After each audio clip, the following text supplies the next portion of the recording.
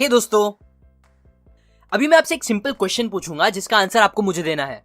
Question ये है, मान लो एक बैट और एक बॉल दोनों की कीमत मिला के 110 रुपए है। अब अगर बैट की कीमत बॉल से 100 रुपए ज्यादा है तो फिर बताओ बॉल की कीमत कितनी होगी। अगर आप मेरे जैसे एक एवरेज इंसान हो तो आपके दिमाग में आया होगा 10 रुपए, जो कि बिल्कुल गलत आंसर है, क्योंकि सही आंसर है 5 रुपए। थोड़ा और गौर से सोचो, मैंने बोला बैट की कीमत 100 रुपए ज्यादा है और 100 रुपए ज्यादा होने के लिए बॉल की कीमत होनी पड़ेगी 5 रुपए और बैट की 105 रुपए। थोड़ा सोचोगे तो समझ आ जाएगा। अब इस एग्जाम्पल में हमें जो फौरन आंसर आया 10 रुपए का, वो आया हमारे सिस्टम 1 की थिंकिंग की वजह से। आपने कभी नोटिस नहीं किया होगा, बट हमारा जो ब्रेन है वो दो तरीके से काम करता है, या आप बोल सकते हो उसके दो सिस्टम है जिन पे हमारी पूरी थिंकिंग डिपेंड करती है, या इन शॉर्ट समझो हमारी पूरी लाइफ डिपेंड करती है। सिस्टम 1 जो होता है वो फास्ट और ऑटोमेटिक होता है, जो मोस्टली गलत, इलॉजिकल और इरेशनल होता है, जिससे हम कई बार गलत डिसीजंस ले लेते हैं। एग्जाम्पल, इन दो लाइंस को अगर आप एक साथ देखोगे तो उसमें से आपको पहली लाइन दूसरी लाइन से बड़ी दिखेगी, जबकि रियलिटी तो यह है कि दोनों लाइन की साइज एकदम सेम है। दूसरी तरफ सिस्टम 2 स्लो, रैशनल और लॉजिकल होता है, जो हमें आराम से सोच के सही डिसीजन लेने में हेल्प करता है। एग्जाम्पल, अगर मैं आपसे ये पूछूं 16 मल्टीप्लाई बाय 12 कितना होता है, तो अब आपको इसका आंसर देने के लिए अपने सिस्टम 2 का ही यूज करना पड़ेगा, सोचना पड़ेगा, थोड़ी एफर्ट डालनी पड़ेगी, पर आप सही जवाब दे ही दोगे। सो अब मेन क्वेश्चन ये आता है कि सिस्टम 1 जब इतना इरेशनल और अनरिलायबल है तो हम सब बिना कंट्रोल के उसका यूज ही सबसे ज्यादा क्यों करते हैं? तो ऐसा इसलिए है क्योंकि हम इंसानों के लिए हमेशा से हमारी जान को बचाना सबसे इंपॉर्टेंट चीज रही है, और ये सिस्टम 1 हमारी जान बचाने में बहुत हेल्पफुल रहा है हमेशा से। एग्जाम्पल, अभी अगर अचानक आपका घर बहुत जोर से हिलने लग जाएगा तो आपका सिस्टम 2 का यूज करके एनालाइज करना और ये सोचते बैठे रहना कि घर क्यों हिल रहा है, ये चीज समझदारी नहीं होगी, बल्कि डायरेक्ट अपने घर वालों को लेकर घर के बाहर भाग जाना ही सही होगा, क्योंकि शायद सच में वो हिलना भूकंप की वजह से ही हो जो आपके घर को आपके ऊपर गिरा के आप सबकी जान ले ले। इसीलिए जल्दी से जल्दी रिस्पॉन्स मिलना बहुत जरूरी है दिमाग से, और यही फास्ट रिस्पॉन्स सिस्टम 1 का काफी हेल्पफुल रहा है हमारे लिए। हजारों साल पहले भी जब इंसान के पास इतनी नॉलेज नहीं थी, तब वो सिस्टम 1 की हेल्प से ही हर डेंजरस चीजों से और कई बार बहुत सी स्टूपिड चीजों से बचते बचाते आज तक जिंदा रह पाया है। एक और इंपॉर्टेंट रीजन जिसकी वजह से हम सिस्टम 1 का यूज ज्यादा करते हैं वो ये है कि हमारा ब्रेन, जैसे कि आपको पता ही होगा, बहुत ज्यादा एनर्जी कंज्यूम करता है। इनफैक्ट अपनी पूरी बॉडी में से 20% एनर्जी अकेले हमारे ब्रेन को लगती है। अब सोचो, अगर हम हर छोटे मोटे रोज के काम के लिए और जो हजारों अलग अलग सोर्स से इंफॉर्मेशन मिलती रहती है उन सबको समझने के लिए अपने सिस्टम 2 का यूज करेंगे, तो इस चीज में हमारा कितना टाइम और एनर्जी चली जाएगी। ब्रेन को अपनी एनर्जी लगाना जरा भी पसंद नहीं है, वो एनर्जी जितना हो सके बचाना चाहता है, क्योंकि पहले जमाने में एनर्जी की मतलब खाने की काफी कमी होती थी, इसलिए ब्रेन को उसे बहुत बचाना पड़ता था। आज के जमाने में ज्यादातर लोगों के लिए, एटलीस्ट आपके लिए तो मैं होप करूंगा कि खाना ना मिलना एक इशू नहीं होगा, पर स्टिल ब्रेन ये बात नहीं समझता, वो आज भी अपनी एनर्जी बचाने की सोचता है। इसीलिए हम सिस्टम 1 का ज्यादा यूज करते हैं, जो हमें कई बार काफी प्रॉब्लम में भी डाल सकता है। स्टार्ट में मैंने जो क्वेश्चन पूछा वो तो बस एक छोटा सा एग्जाम्पल था।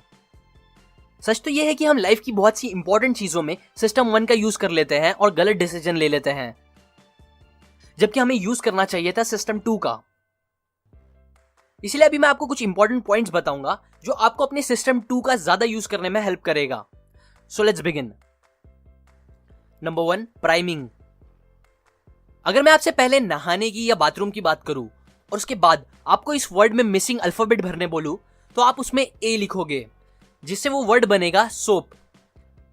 लेकिन अगर मैं आपसे पहले खाने की या रेस्टोरेंट की बात करता तो ज्यादा चांस हो जाते कि आप उस मिसिंग जगह पे यू लिखते, जिससे वो वर्ड बन जाता सूप। अब ये जो चीज होती उसे कहा जाता है प्राइमिंग। आप प्राइमिंग करके लोगों के डिसीजन को बहुत ज्यादा मैनिपुलेट कर सकते हो। एग्जाम्पल, एक वाइन शॉप थी जो कुछ दिन जर्मन म्यूजिक बजाती थी और कुछ दिन फ्रेंच म्यूजिक। अब जाहिर सी बात है कि इस चीज से लोगों को कुछ फर्क नहीं पड़ना चाहिए कि बैकग्राउंड में क्या म्यूजिक बज रही है, बट ऐसा नहीं था। रिजल्ट कुछ ऐसे निकले कि जिस दिन फ्रेंच म्यूजिक चलती थी उस दिन लोग फ्रेंच वाइन ज्यादा खरीदते थे, और जिस दिन जर्मन म्यूजिक बजती वो दिन लोग जर्मन वाइन ज्यादा खरीदते। अगेन, ये दिखाता है कि कैसे प्राइमिंग आपके डिसीजंस चेंज कर सकती है, वो भी आपको बिना पता चले। सो इस पॉइंट का यूज आप कुछ ऐसे भी कर सकते हो कि रोज सुबह उठ के कुछ पॉजिटिव चीज करो, कुछ पॉजिटिव देखो या पढ़ो, जिससे प्राइम होके आपका आगे का दिन भी पूरा पॉजिटिव ही बीते। नेगेटिव न्यूज और इन्फॉर्मेशन अवॉइड करो, पॉजिटिव वर्ड्स का यूज ज्यादा करो, और अगेन पॉजिटिव लोगों के साथ ज्यादा रहो। मैं फेसबुक का ग्रुप इस हफ्ते बना दूंगा, उसमें ऐड जरूर होना, लिंक मैंने डिस्क्रिप्शन में डाल दी है। Number 2, science of availability. John को एरोप्लेन से ट्रैवल करके एक शहर से दूसरे शहर जाना था, लेकिन जाने से 2 दिन पहले जब वो न्यूज चालू करता है तो उसे एक प्लेन के क्रैश होने की न्यूज दिखती है। और जो सबसे मेन बात उसका ध्यान खींचती है वो ये होती है कि वो क्रैश हुई प्लेन उसी रूट से जाने वाली सेम कंपनी की प्लेन थी जिससे जॉन को जाना होता है। अब जॉन ये न्यूज देखकर डर जाता है, और क्योंकि उसे अपनी कंट्री के ही दूसरे शहर में जाना होता है, सो वो डिसाइड करता है कि अब वो प्लेन से नहीं बल्कि अपनी कार से जाएगा, भले से थोड़ा ज्यादा टाइम जाए। सो अब आपको क्या लगता है, जॉन का ये डिसीजन सही था? बिल्कुल नहीं, क्योंकि इस चीज को अगर हम स्टैटिस्टिकली देखेंगे तो फैक्ट ये बताता है कि एक इंसान के कार एक्सीडेंट में मरने के जो चांस होते हैं वो है 1 in 6,700, जो कि प्लेन क्रैश से बहुत बहुत ज्यादा है। इनफैक्ट आपको यकीन नहीं होगा, बट आपका सीढ़ियों से गिर के या अपने बेड से गिर के मरने के चांस ज्यादा है। इनफैक्ट कंप्यूटर गेम खेलते हुए मरने के चांस भी ज्यादा है बजाय एक प्लेन क्रैश में मरने से। कंप्यूटर गेम्स खेलते हुए मरने के चांस है 1 out of 100 million, जबकि प्लेन से मरने के चांस होते हैं 2 in 3 billion। अब आप ही सोचो, गेम खेलना ज्यादा सेफ है या प्लेन से ट्रैवल करना? ना अगर प्लेन से मरने के चांस इतने कम होते हैं तो हम इतना डर क्यों जाते हैं? इसका आंसर है मीडिया और साइंस ऑफ अवेलेबिलिटी। हमें वो बात ज्यादा इंपॉर्टेंट लगती है जो हमें पता चलती है और याद रह जाती है, स्पेशली न्यूज और मीडिया की। मीडिया हमें दिखाती है जिससे हमें पता चलता है, और हम डर जाते हैं जिससे हमें वो बात याद भी रह जाती है। अब बुरी बात यह है कि मीडिया हमें ये नहीं दिखाती कि कैसे एक आदमी का ज्यादा अनहेल्दी खाना खाने की वजह से हार्ट प्रॉब्लम हो गई और वो मर गया, क्योंकि ये दिखा के उन्हें इतनी टीआरपी नहीं मिलेगी जितनी ये दिखा के मिलेगी कि एक प्लेन क्रैश हो गया है जिसमें 100 लोग मर गए हैं। वेल, मैं ये नहीं बोल रहा कि उन 100 लोगों की लाइफ इंपॉर्टेंट नहीं थी, बट क्या आपको पता है सबसे ज्यादा मौत किन चीजों से होती है और किस चीज की आपको सच में फिक्र करनी चाहिए? इस्कीमिक हार्ट डिजीज की और स्ट्रोक की। 2015 में मोर देन 56 मिलियन लोग मरे, जिनमें से 15 मिलियन लोग बस इन 2 कॉजेस की वजह से मरे। जाके सर्च करो टॉप 10 कॉजेज ऑफ डेथ, आपको पता चलेगा। मैंने लिंक भी दी है डिस्क्रिप्शन में। आपको पता चलेगा कि मोस्ट ऑफ द कॉजेज जिससे लोग मरते हैं वो होता है अनहेल्दी खाना, फिट नहीं रहना, स्ट्रेस में रहना, पोल्यूशन से भरी हवा, एक्सेट्रा। और ये सारे रीजंस हैं मेन जिसके बारे में हमें फिक्र करनी चाहिए।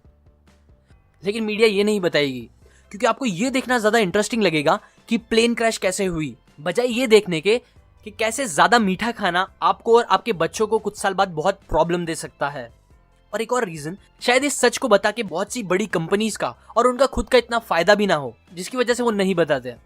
इसीलिए मैं रिक्वेस्ट करूंगा, प्लीज मीडिया की बातों से अंधाधुंध इन्फ्लुएंस मत हो, खुद रिसर्च करो। आपको दुनिया के बहुत से अजीब अजीब सच पता चलेंगे जो रियली आपको बहुत काम भी आएंगे।